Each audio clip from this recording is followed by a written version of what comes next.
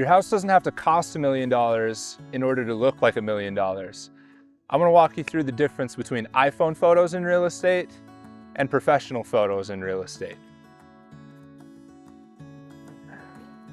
So I'm Trent, and I do all of the media side of our listings, like a little bit on the marketing side. Andrew does like market research and data negotiating. That's his wheelhouse, that's his powerhouse. I'm on the cameras. So as we were getting ready to list this house, we were pulling comps, which means like similar houses in the area. And I noticed a few things that I wanted to talk about, I wanted to address. Some of the comps are using iPhone photos. And I wanted to talk about some of the pros and cons of using iPhone photos in your listing. And then also how to, like, if you're as a buyer looking at a listing and it's got iPhone photos, how can you tell that it's a good quality listing, but the photos are holding it back? Now, I get it, iPhone photos are great, especially new technology. The cameras have 50 megapixels and you can use AI to edit them. Like, it looks like a really appealing place to save a bunch of money as you're getting ready to list a home. And if you're an absolute camera nerd like me, you understand there are trade-offs, there are differences. But when you're selling a house, what does that look like? Like, yes, I'm an artist, number one, and as a photographer, like, of course, it's my job. I'm supposed to convince you that you want to hire me to take pictures of your house because that's how I make money, right? That's not the whole picture here, because like, I'm the agent too. Like, I care that the home gets sold for as much as we can get out of it. Plus, not to mention, that's the inside of the camera. That's what that sensor looks like. You have about 100 times more surface area actually capturing the image on this camera than what you do back behind there. Back behind there is smaller than my fingernail. That's a lot bigger. You're getting a lot more information. It opens up so many more doors with what you can do in post. But I'm not here to argue with you. I'm not here to try to convince you just like, this camera is better than an iPhone camera. I think everybody can kind of agree this camera is better than an iPhone camera. What I think you want to know is, as you're browsing listings and you see one that very clearly is done with iPhone photos, how can you tell that it's actually somewhere that you want to go and visit? And for that, I would say, zoom in, look at the details. Get as much as you can out of the photo. Like, can you zoom in to spots on the carpet and see what kind of shape the carpet's in?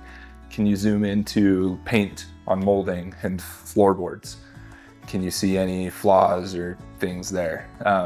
Zoom in on countertops. Like, are they actually stone, or is it particle board covered with a stone looking veneer? You know, like, those kinds of details are still going to show up in an iPhone photo. Plus, a camera like this, you just have so much more control over the light. Like, you can really get into the exposure and nail it.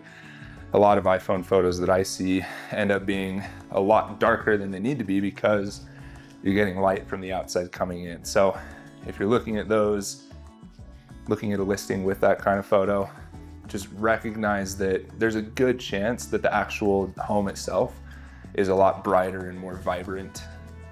Another thing to look for is just spaces. Like, on a camera, I have 16 millimeters. I know that.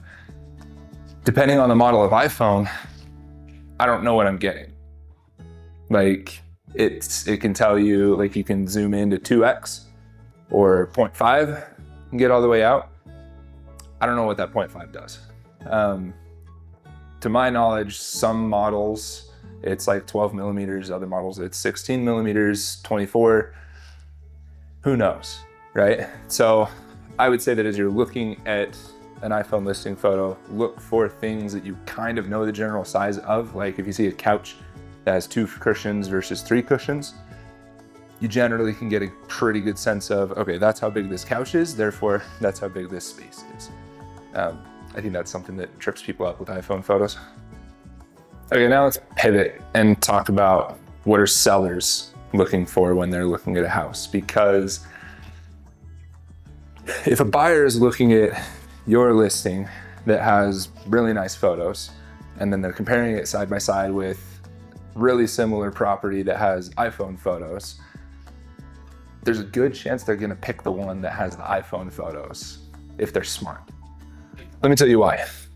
Why is for the smart buyers. Smart buyers look at a listing that has iPhone photos and they see underappreciated value. They see, okay, this home doesn't look that great. I think I can go in and I can talk them down. I think I can get an extra $4 or $5 grand off of their asking price because it doesn't look like much. Now, if you're a seller, do you want that? Do you want that kind of buyer coming to you?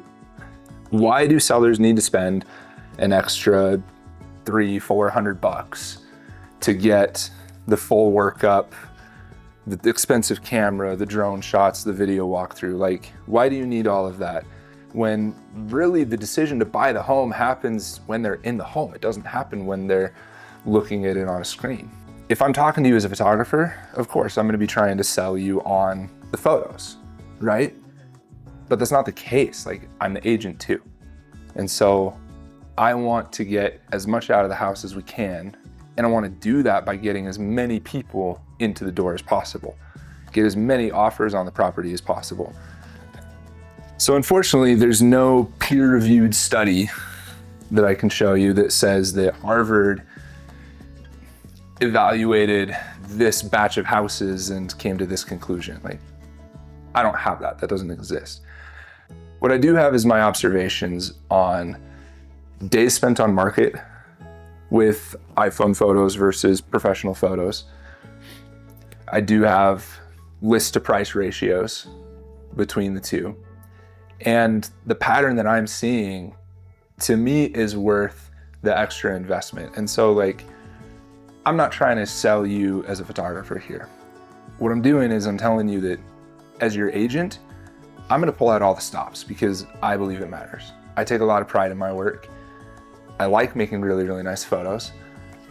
But at the end of the day, I wanna help you sell your house.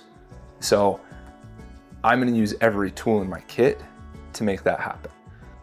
And look, if I'm not your agent, I still think you should do the same thing. These are big investments. These are multiples of thousands of dollars that you're gaining or losing based on these kinds of decisions. And so put your back into it. And look, this isn't a $2 million home. This isn't like a super premium piece of property. This is a duplex in SpanishFork. And the top end photography packages are gonna go for like $800. So if I'm listing it, why would I spend the $800 when I can just keep that in my pocket? My fear is that that $800 turns into $10,000 at the negotiation table. And if that happens, then I didn't save $800. I just lost $9,200. So like, for me, that's not a risk that I'm willing to make on your behalf. And so if I'm coming out to work for you, I'm pulling out all the stops. I'm pulling out the drone, I'm pulling out the video, I'm pulling out the $6,000 camera. Because to me, it makes a difference. If you'd like that, I'm happy to give it to you. Hit the link in the description, schedule a consultation, like let's have a conversation about it. Let's find out what exactly it is that you need. And let's bring Andrew in on the team, because that man is an absolute wizard with comparative market analyses and data evaluations, pricing your home at the perfect spot to get it to sell quickly for the best price that you can. And then because he has all of that, nobody's better at the negotiation table than he is. So let's get you a deal. Let's get you walking away from your real estate transaction feeling